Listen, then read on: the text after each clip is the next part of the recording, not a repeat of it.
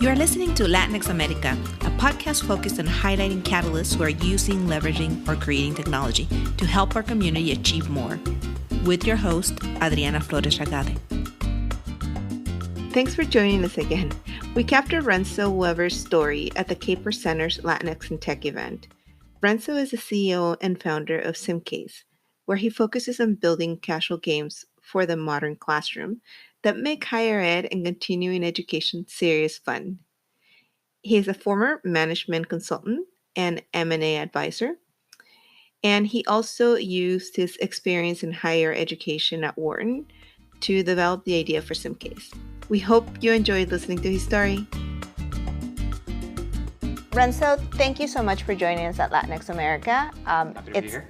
It's really exciting to be part of the Caper Center's Latinx in Tech event here in Oakland, and you are one of the speakers, and you are also an expert on higher ed and creating content, but also you're an advocate, and we want to learn about your journey into tech. You're a founder of a company, Yes. and why you decided to launch your own venture as well.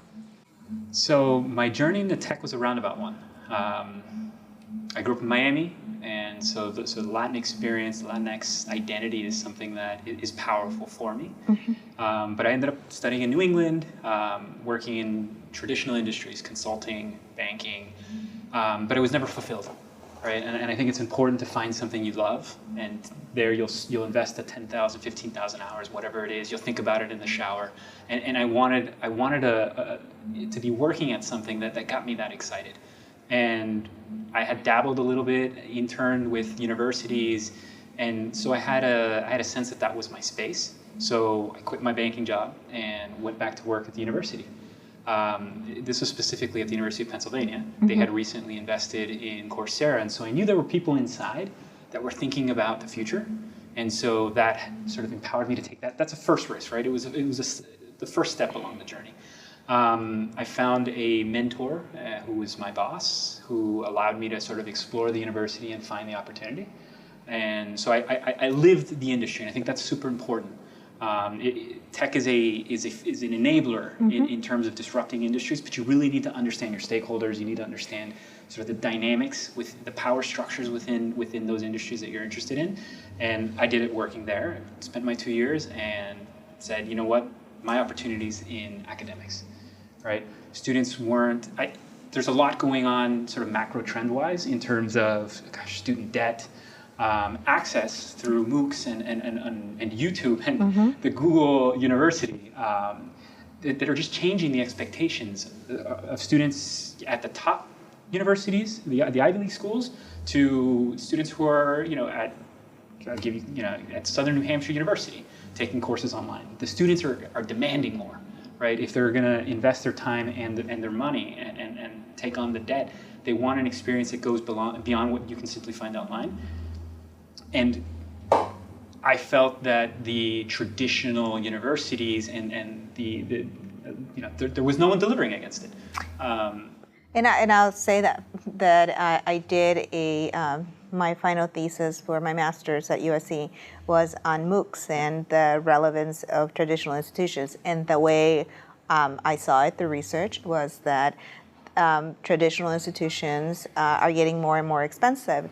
And it's very hard for them to keep up, especially when now you have a lot of really high quality content available through Moocs. Yeah. So in order for them to stay relevant, you really need to tap into technology. So that's part of the reason why I focused on Moocs and how Moocs could potentially provide access and contribute to closing the achievement gap. So what are your thoughts on that? No, and I think Moocs are a catalyst in this process, in this disruption, because they created all of this sort of access for the motivated student, right?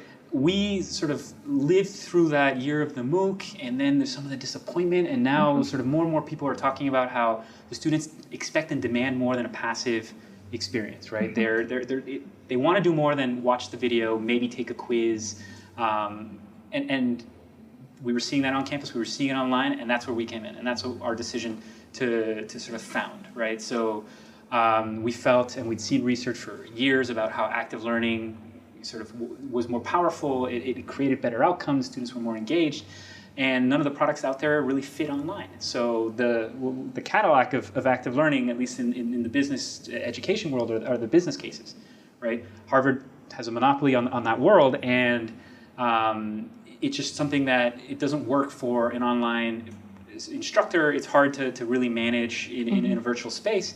So we decided to attack that, right, and say we're going to use small format games. The same way small format games, casual games, made it accessible to bring gaming to new populations. We thought that by building these small format experiences, this active learning, this learning by doing, we talk to people and we ask them, there's a concept that we want to teach, customer lifetime value. We'll talk to people in the industry and say, how do you apply that concept in your job? And we'll build a small 10 to 15 minute experience around that, right? And so what that does is it's allowing the students to get exposed to how these concepts are actually used. That's interesting. Oftentimes, students are engaged, are excited about competing, so they're competing with their peers, and then they have a shared experience. And that's so important in terms of memory, in terms of learning. They can all reflect upon sort of that game experience, right? And so we've been lucky enough to partner with Wharton, with Kellogg, and we're working on a partnership with IE in terms of getting professors to validate our builds and make sure that the academic component is there. But we're looking to move into the world and to start really commercializing with the online course providers, Moocs, as well as accredited online, which is really where the growth is. And as a minority, and this is coming back to what made me passionate about this, is that online courses are starting to index more towards sort of underrepresented groups, towards lower income people, because they're more accessible, right? And if we keep delivering the old experience, a bad experience, we're doing a disservice, right? And so we want to create a product that makes that experience great, right? And that makes it interesting and engaging to take a course online, right? And that's where we're headed. And I think the most exciting part is that you're building a community. So through the edge that many traditional higher education institutions have is that they have the students on campus and then they get to know each other and they build this community. But if you're able to create something similar in an online platform, then that edge is quite not as much there anymore. It starts to level the playing field, right? So if you have the luxury of taking a course on campus, presence education, to me, that's a luxury. And that's going to even become more so of that, right, in the future. And so if we can create that same, what I've heard professors call that magic, right, when the students are really sort of interacting with each other, interacting with the instructor around the content, we want to bring that magic online. And we think that games and really well thought out educational sort of gaming experiences is the way to go. And it's a great way to leverage, I think, emerging technology as well. What are your thoughts in terms of some challenges that you've had, and how have you been able to overcome them? Yeah, so that's a great question, because I think a lot of times when you talk to founders, at least in these public events, it's all about the wins, right? And there are certainly challenges along the way. This isn't it's not necessarily always a glamorous story, right? And so for me, being a non-technical founder, I had to spend months meeting with people, hoping that they had the right skill set, but also the right fit and the right passion to do what it takes to be a founder. And I found one. He was someone that was building simulations and sort of understood why those were not as marketable and commercializable. And we were days before signing all of the founding documents. And he wrote me up and he said, "Hey, I can't do it. I'm not in a life place to take this risk. So I got to step away." And there I was again with no technical co-founder. Right? And so you have a choice. You can walk away and go back to the safety of a traditional industry. In my case, I was too passionate about the idea, and I saw it, and we had tested it, and so we just pushed forward. Right? So we started that process again. We ended up founding the company without a technical co-founder, which was fine. And being Latin, I leveraged being Latin. So I ended up heading down to South America and immersing myself in the communities in Chile and Peru, and meeting technical talent, because that's my arbitrage. I speak Spanish and I speak English, and there's amazing talent down there that wants to be working on interesting things, and so I've been able to build a team there and a team that understands my passion, that we respect one another, and I'm trying to meet them halfway. So my latest challenge has been to learn React, because it's a framework that helps us build games faster, that allows us to create a more dynamic experience. But I'm not a coder. I've done some Excel coding, and it's a challenge, but it's fun, and it builds our team. We're a remote team. It builds that community because we're all vulnerable. You know, when you're learning and when you're teaching, you're asking for help, and so it was a challenge to have gone through that process. But man, I appreciate and respect sort of my technical team so much more having gone through it, and I'm appreciative of the people who've taken the chances with me. And I think the important thing too is that you were able to launch it without the technical side, which not many people do. Because I remember I have a friend that was trying to launch a startup, and one of the questions that the potential investors had was like, well, who's going to be the technical lead? Yeah. And at that point, she was recruiting somebody with technical expertise. But it's really interesting that you mentioned that a previous guest had talked about just the untapped talent in Latin America, especially Colombia. Yes, Colombia. And my sound, or actually audio engineer for this podcast is from Venezuela. So Luis Contreras, 11th Studios, and the fact that we're bilingual and bicultural, you're able to tap people that are in very similar time zones, right? Yeah, we're 100% remote. We have team members in Boston all the way to Santiago de Chile, and we would love to find talent in Venezuela. Look, I was a first-generation immigrant. I know what that is to have to leave your country when things aren't great. And so if the talent is there, yeah, there's some challenges logistically, but all of those things can be overcome. Same thing when we made the decision to found without a co-founder. You figure it out. We ended up doing a lot more content creation that just didn't go to technical development, and so we have that piled up and ready to go. And so you try to find the silver lining and pivot and work around the challenges, because maybe I'm an eternal optimist, but you can power through and you can find solutions, and there are very few problems that don't have at least an answer somewhere, and so you got to ask for help, and you got to be resilient. Since you're in EdTech, what are some of the things that you foresee happening in the next 5 years? If you look at your future ball, or your So the macro trend that we're really sort of driving towards is around. It's really, you have to look at other industries, right? Other industries that were disrupted, that have already been to a certain extent disrupted. Right, by either technology or by just competitors that brought a different business model. I mean, I'm a big believer that it's not all about the tech. The tech actually allows you to change your model, and it's the changes in business model that really create the new winners, right? And so this may be a bit polemic, but I'm a big believer in the sort of the supermarket example, right? So between sort of Amazon and a lot of the online delivery companies and Walmart and what it did, sort of not being necessarily known as a tech player, but they were very good about managing inventories. They won on other dimensions. Right now there almost is no second tier supermarket.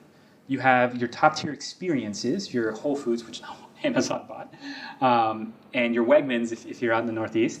And then you have, I think Walmart's one of the largest grocers in the United States. And I think that's going to happen in education. I think you're never going to get rid of, the top schools are never going to disappear. Those are luxury experiences, as we mentioned. Top tier one schools, yeah. And if you can afford that, fantastic. But I think because of the economics, because of the accessibility, because people need to continue learning their whole lives, online is going to be the Walmart in that scenario. Right? And we need to make sure that it's good, right? We need to make sure that the quality of what's being delivered online, it's not just a way to access your Pell Grants or your GI Bill money. We need to actually be talking about outcomes and talking about sort of learning, right? And so if that happens, great. We have a product that works for both of those realities, and we want to be well positioned to make that happen.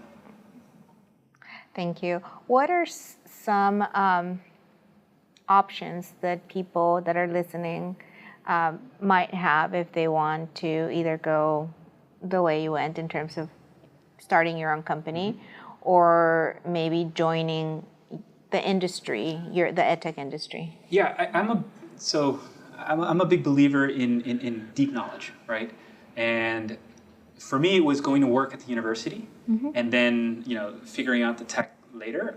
If I were to do it again, I would have at an earlier stage, or even just now, gone to work at a larger tech company, or not even, it doesn't be necessarily a tech company, but at a larger startup. Understand and learn from those successful founders, their processes, their challenges, what they do well, what I like, what I don't like, before sort of venturing out and starting something new. I mean, there's so much self-doubt, there's so many questions that come up when it's your first time, but if you get a little bit of exposure by working at a young company, I think that empowers you. So when you're ready to go and do your thing, you have the deep knowledge, you have the exposure to how someone who was successful in young companies and in tech companies did it, and you can really draw from that. You can benefit from other people's experiences and Absolutely. Failures too, because Absolutely. Not everything is glamorous when you're launching your own company. What's next for your company? Are you looking for partnerships? Like, who's your ideal client or partner, especially for those that are listening that might have some leads for you? Yeah, thank you. We're in the process of thinking through the customer segments and really trying to validate product market fit in terms of this product works great for an online, the Coursera's of the world, or the Southern New Hampshire universities of the world that are delivering online content to massive millions of students, right? So that's something that we're exploring. But then we're also very interested in the corporate training world. A lot of corporate training, lifelong learning, goes on at a computer, right? And the current way of sort of validating your continuing education is archaic. I've seen lawyers sit through videos, and then at a certain point they lift a card with a number and they say, this is the number you need to type in to validate the fact that you did corporate training. It had nothing to do with the learning, right? And so for companies that are thinking about how they sort of teach new skills, maintain skills, and they want to transition from passive videos to something a little bit more engaging that their employees may actually enjoy doing and hopefully sort of internalize the knowledge, we're looking for those opportunities.